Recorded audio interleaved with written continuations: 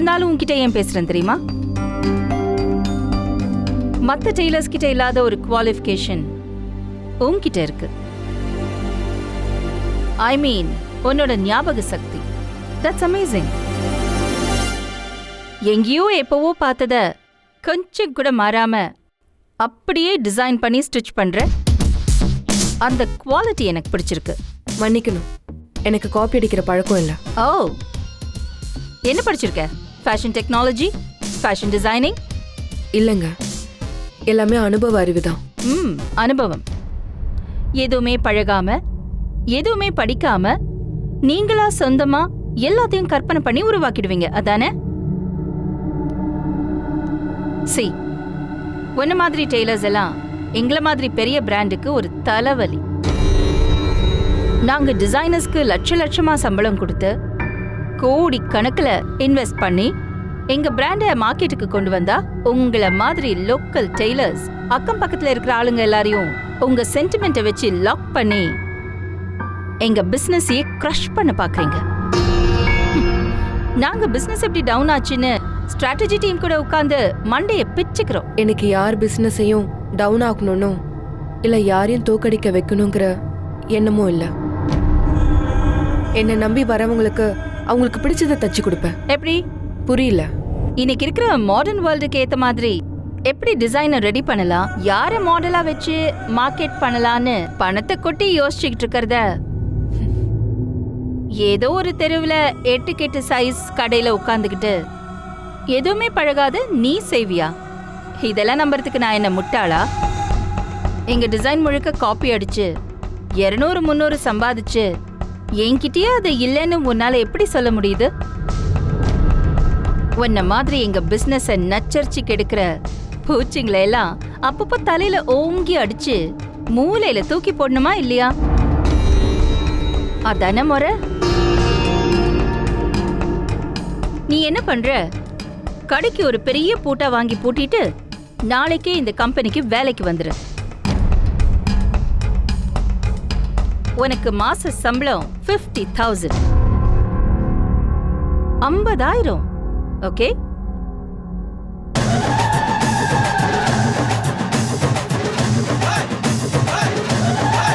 Hey, what are you doing? பிராணாயாமம் பண்றேன். What? யாராவது நான் அளவுக்கு அதிகமா மட்டன் தட்டி பேசினா எனக்கு கோவம் பயங்கரமா வரும் மேடம். பட்டுன்னு கை நீட்டினாலும் நீட்டிடுவேன். அதனாலதான் என்ன நானே கண்ட்ரோல் பண்ணிக்க இந்த தியானம் பண்றேன். உங்ககிட்ட காசு பணம் கோடி கோடியா கொட்டி கிடக்கலாம். ஆனா வைராகியத்தோட உண்மையா உழைச்சு மானத்தோட வாழணும்னு நினைக்கிற என்ன மாதிரி ஆளுங்களுக்கு இது கால் தூசிக்கு சமம். நீங்களாம் பணத்துக்காக ஆசைப்படுற ஆளுங்களை விலைக்கு வாங்கி பழக்கப்பட்டவங்க. உங்களுக்குலாம் அது புரியாது. என்ன உங்களால விலைக்கு வாங்க முடியவே முடியாது. வரட்டா?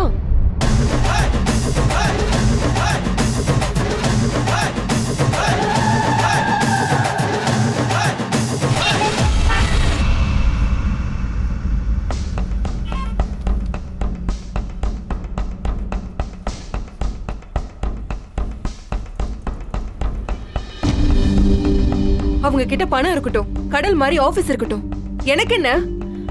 அவ பாட்டுக்கு அவ இஷ்டத்துக்கு பேசிட்டே போறா. உடனே பிராணாயாமா பண்ணியா இல்லையா? நீ பண்ணதுனாலதான் அவளை சும்மா விட்டுட்டு வந்தேன். இல்லனா வந்த கோவத்துக்கு அரைஞ்சிருப்பேன்.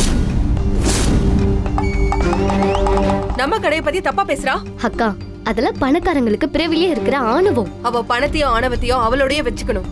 என்கிட்ட காட்டினா அவ்வளவுதான். அபி, நீ எதுக்கு அங்க போன? வேலைக்காக போன, வேலைய முடிச்ச, பணத்தையும் வாங்கிட்டு வந்துட்ட. அதோட அந்த இடத்துக்கு உனக்கு இருக்கிற கான்ட்ராக்ட் முடிஞ்சு போச்சு. அவளையும் அவ கம்பெனியையும் ஏன் இன்னும் ஞாபகத்துல வச்சுக்கணும்? கரெக்ட். அவங்கள மனசுல இருந்து தூக்கி எறிஞ்சிட்டு நம்ம வேலையை பார்க்கலாம்க்கா. ஹால் விட்டு கூப்பிடுவாங்கல்ல, அப்ப பேசிக்கலாம். இன்னொரு தடவையா அந்த ஆபீஸ்க்கா? அவங்க கோடி ரூபாய் கொட்டி தந்தாலும் அந்த ஆபீஸ் வாசப்படியை மிதிக்க மாட்டேன். வேணாம் அபி, நாம ஏன் அவங்க ஆபீஸ் வாசல மிதிக்கணும்? நம்ம கடை தான் இவ்வளவு பிரம்மாண்டமா இருக்கே, நாம இதை கவனிச்சாலே போதாதா? கவலைய விடு அபி. இருக்கட்டும், திரும்ப யாராவது தேடி வரட்டும். இது வரைக்கும் நானே பார்க்காத அபிய அவங்க பாப்பாங்க. அப்ப வச்சுக்கிறேன். இப்பதான் நீ சரியா சொல்லியிருக்க அபி. மறுபடியும் அவங்க பேச்சு நமக்கு எதுக்கு அபி? நீ போய் அம்மா முன்னாடி சாமி கும்பிடு. அப்பவும் உன் கோவம் குறையலனா பிராணாயாமம் பண்ணு. நமக்கு ஆர்டர் நிறைய கொடுக்க வேண்டியது இருக்கு. நீ முதல்ல கட் பண்ணு அபி.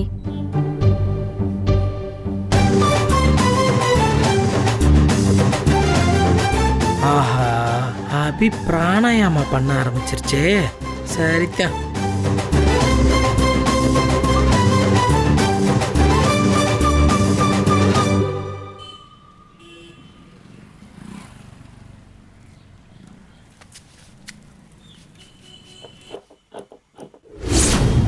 அக்கா, அவளை சும்மா விட்டுட்டு வந்திருக்க கூடாது. ஏதாவது ஒண்ணு பண்ணிருக்கணும். அபி மறுபடியும் முதல்ல இருந்தா.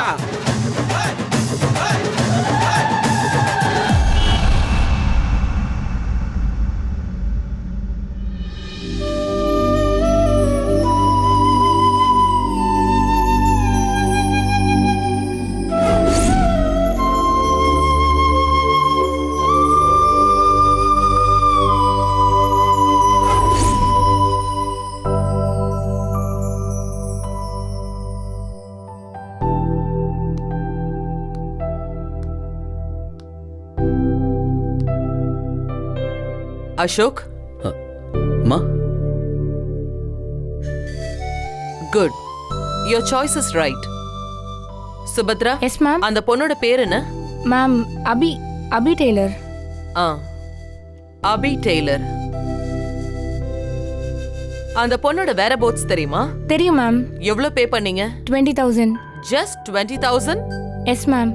நம்ம சீஃப் டிசைனருக்கு எவ்வளவு பே பண்றோம்? Just a minute ma'am.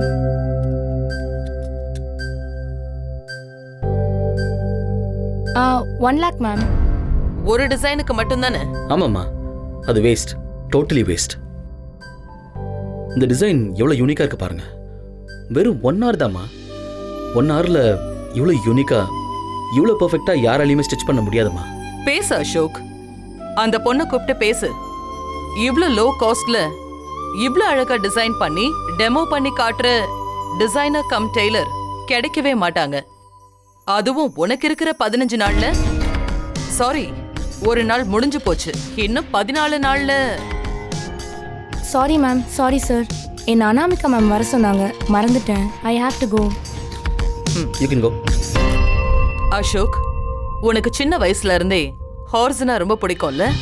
ஆமாம்மா, ஃபியூச்சரில் ஒரு ஃபார்ம் வச்சு முழுக்க குதிரைங்க மட்டும் வளர்க்கணும். ஏன்? ஏன்னா ஐ லவ் ஹார்ஸ். சின்ன வயசுல நீங்கள் எனக்கு ராஜா கதையெல்லாம் சொன்னப்போ அதில் வர எல்லா ராஜாவும் குதிரை மேலே தானே வருவாங்க.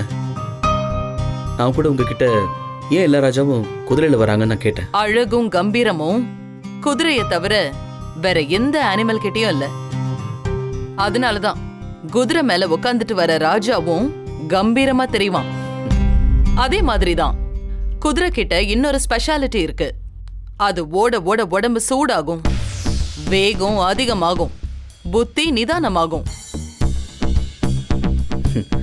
அதனால தான் 15 days டைம் ஃபிக்ஸ் பண்ணி என்னை ஓடுன்னு துரத்துறீங்களா? அசோக், நீ குதிரை இல்ல, குதிரை மேல இருக்கிற ராஜா. குதிரை வீரன் நிதானமாவும் வேகமாவும் இருக்கணும். அதனாலதான் துரத்துறேன். Shear up.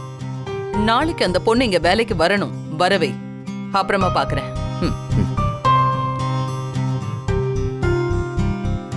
May I come in sir? யா. அந்த அபி டெய்லர் பேர்ல ஜாப் ஆஃபர் ஒன்று ரெடி பண்ணி வைங்க. Sure sir. சேலரி டீடைல்ஸ் எதுவும் போட வேணாம்னு சொல்லிடுங்க. அவங்க என்ன கேட்குறாங்களோ அதை கொடுத்துடலான்னு சொல்லுங்க. அவங்க உங்க ஃப்ரெண்டா? ரொம்ப நெருக்கலாம் இல்லை சார். அவங்க டெய்லர், நான் அவங்க கஸ்டமர். அந்த ரிலேஷன்ஷிப் தான். ஒரு நல்ல கஸ்டமரா உங்க டெய்லர்கிட்ட பேசுங்க. இந்தியாவோட நம்பர் 1 கம்பெனியில் அவங்களுக்கு நம்பர் 1 பொசிஷனில் ஜாப் ரெடியாக இருக்குன்னு புரிய வைங்க. Sure sir, I will do my best. Okay. அவங்க எப்படி பேசினா ஒத்துப்பாங்களோ மெயினாக அந்த மாதிரியே பேசுங்க. Okay sir. அந்த மாதிரி டேலண்டட் பர்சன்ஸ்லாம் எப்போ கொஞ்சம் அடமெண்ட்டாக தான் பேசுவாங்க. புரியுது சார். நான் கன்வின்ஸ் பண்ண ட்ரை பண்ணுறேன். Go ahead. I am leaving sir.